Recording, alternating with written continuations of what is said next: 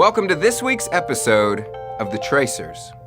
This is a story about a problem. Well, several problems, really. Problems that started a long, long time ago. They are problems that people just like you and me are faced with every day. In these situations, we don't always know what to do. The answer isn't always easy to figure out. In the Bible, there is a story about a man named Daniel who lived a very long time ago. Daniel was faced with many different trials, problems, and difficult situations during a culture and time when it wasn't always cool to do the right thing. Not only was it not cool, but you could sometimes get into some serious trouble for doing the right thing. It was quite the dilemma to be in. While Daniel didn't always know the right thing to do, he knew who to talk to. Join me as we learn more about the Daniel dilemma. There's a neighborhood where a group of kids known as the Tracers regularly solve the locals' biggest mysteries. Mrs. Sally's trash can has been stolen. That's right, I said stolen. This is Q. Q is a great guy. He likes most of the things we all like. He likes watching movies, eating pizza, playing games, and swimming with sharks. Okay, yeah, that last one was pretty strange. Q is having a problem. He's faced with a dilemma. Q is starting a new school year at a new school. He doesn't think that he knows anybody there. He doesn't think that he has any friends.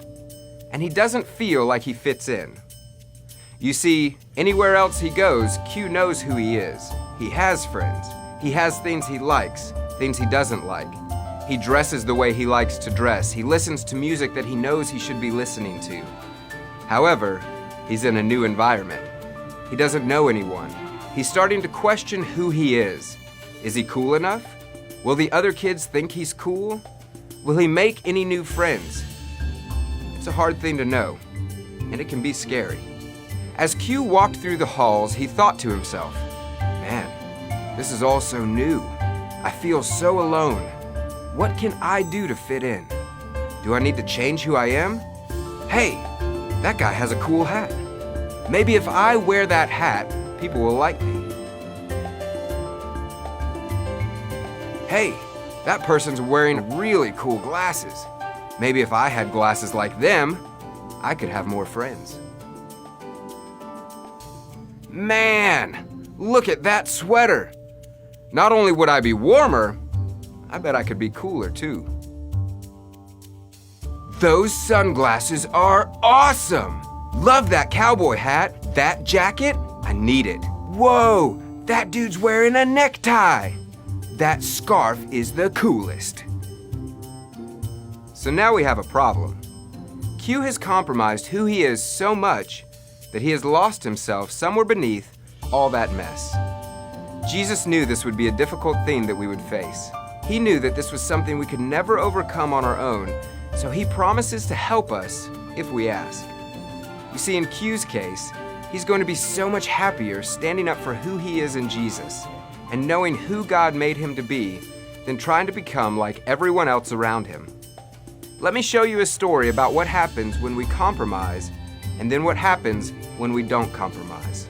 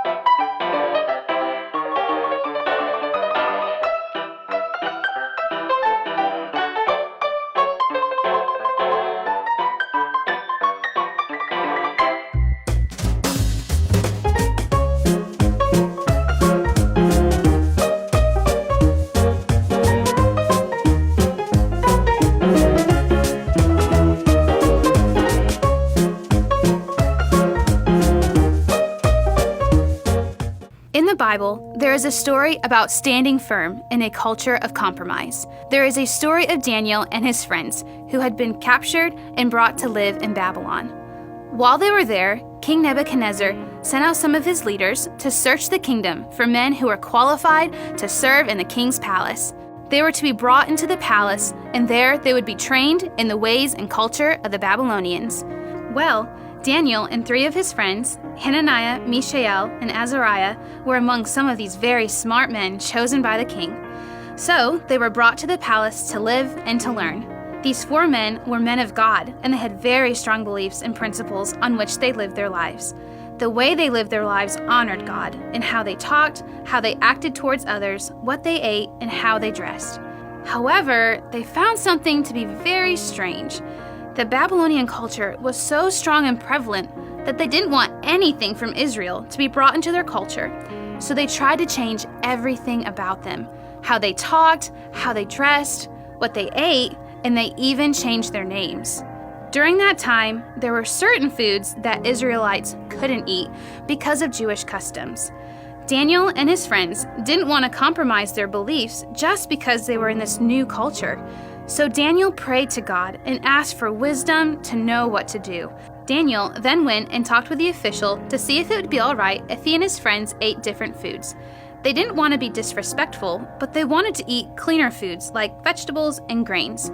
The official was worried that he would get in trouble if the king found out because he thought Daniel and his friends would become unhealthy. The amazing thing is that instead of becoming sick or unhealthy, Daniel and his friends actually became stronger and healthier than anyone who was eating the food from the king's table. This story shows us that standing up for the truth and who we are in Jesus is always the best thing to do, even when everyone around us might be making different choices or even bad choices. Here at Q's school, he had a lot of decisions to make and a lot of things to stand up for. Sometimes it's hard to stand up for what we believe, especially when everyone around you doesn't believe or stand up for the same things as you. But that should never change our decision. We should make our mind up every day, as soon as we wake up, that we're going to be like Jesus, make good choices, and do the right thing no matter what anyone else does or thinks.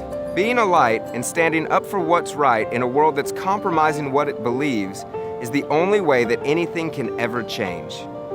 Standing up for what's right is important to God, and it should be important to us. And that's why today's main point is I can be like Jesus. Join us next time as we journey deeper into the story and learn more about the Daniel dilemma.